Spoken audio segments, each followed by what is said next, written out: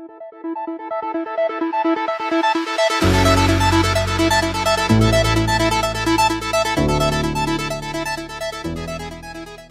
I was a child, my parents taught me that thinking in a logical and rational way, looking at the facts and asking questions was a safe path. This is because my intellectual development I always a priority, and today I can see how important it was in my life. I grew up believing that the best way to solving a problem was to map it, thinking about it, divide into parts, and organize it, even when no one asked me to do that.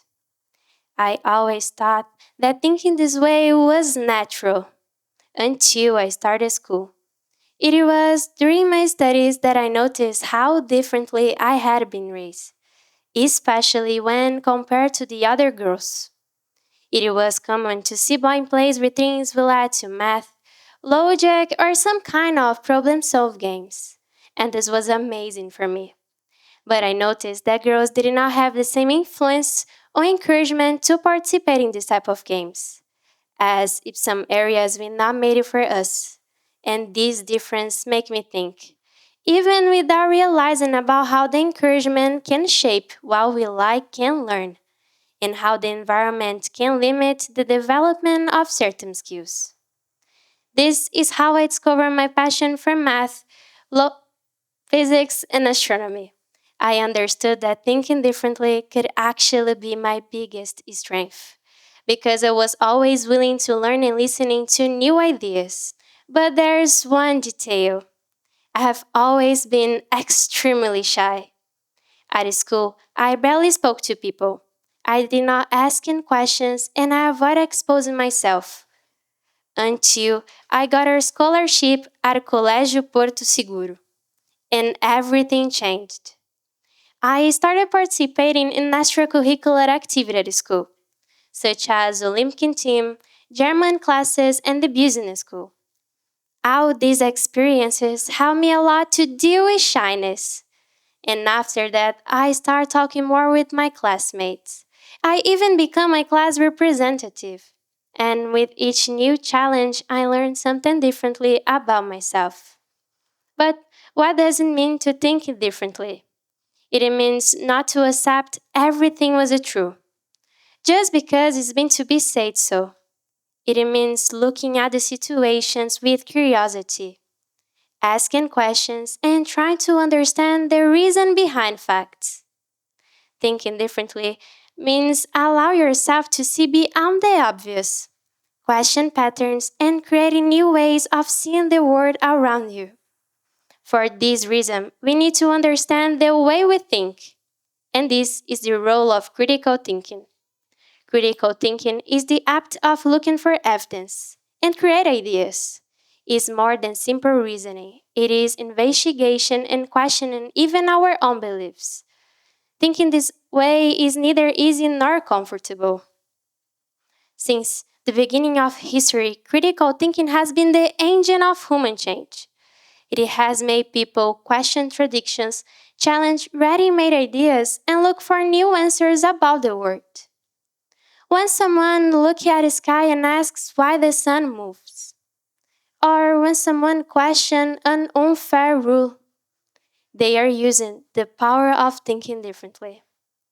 Critical thinking has always been part of society, even we had no name. It has been present in scientific discoveries, in great philosophical works, and also in small actions of those who not choose to take the easy path, but the thoughtful one. It drives progress because no real change takes place without questioning. At the same time, society has not always valued people who think critically. As questioning can be uncomfortable, critical thinking is often silenced.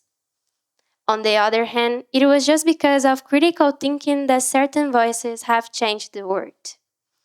Women, in particular, faced even bigger barriers.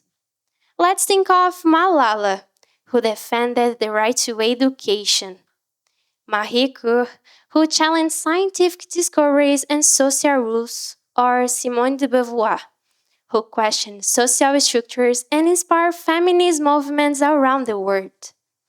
All these women are voices that dare to think differently, and they change the history. Developing critical thinking is therefore an act of courage. It allows each generation to move forward a little more, so humanity can learn from its mistakes and find new paths. The search for knowledge is not new.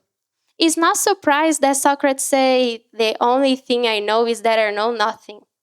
Or Plato talk about collective ignorance, and Aristotle defend the logical thinking.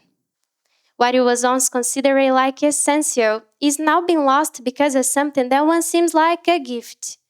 Taking knowledge, we have become more comfortable without the need to fully think. Taking knowledge has brought huge benefits: connectivity, quick access to information, task automation, and artificial intelligence that help with student works. But depend on ready-made solutions, weaken our thinking skills. By living in bubbles, we avoid confronting new ideas. And this is called the Google effect. We prefer ready-made sentence without reflection or questioning. We trust algorithms and consume information without filters. Our thoughts are easily influenced by certain stimulus. We avoid efforts, especially mental ones. The side effects appear quickly: anxiety, misinformation, and shallow discussions. We are losing critical thinking. We have stopped asking questions and thinking for ourselves. We have created the illusion of knowing. Ironically, we had more access to information than any previous generation, but less ability to understand it. This affects how we think. We live in constant alert, receiving thousands of pieces of information in a short time. We are an accelerated generation. We live in fast mode.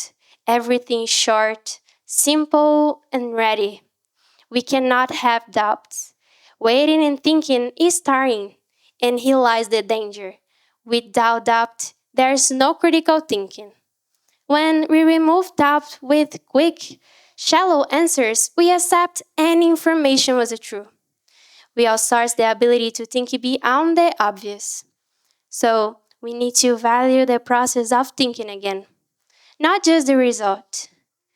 Over time, I realized that developing my logical thinking, facing complex problems, and not being satisfied with easy answers have given me something few people talked about: freedom. Freedom to understand, to choose, and not to depend on ready made ideas. If you want a more fair, more creative, and a more conscious society, we need to learn to use technology as a tool, not as a guide. We must learn to ask questions before looking for answers. And this is more than a skill. It is responsibility. It makes you able to build a future that does not depend only on machines, but on human wisdom. Just like the inventors, scientists, and leaders who dare to question the world, each of us have the chance to turn ideas that seem possible into reality. Thinking differently is the first step to take from fiction what does not yet exist, but can exist. If you want a more critical and balanced world, we need to learn to question again. Not to contest everything, but to have a better understanding of what is around us.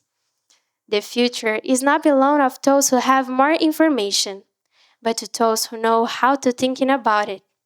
And maybe, in the end, the greatest power of thinking differently will be the ability to never stop in learning. Thank you.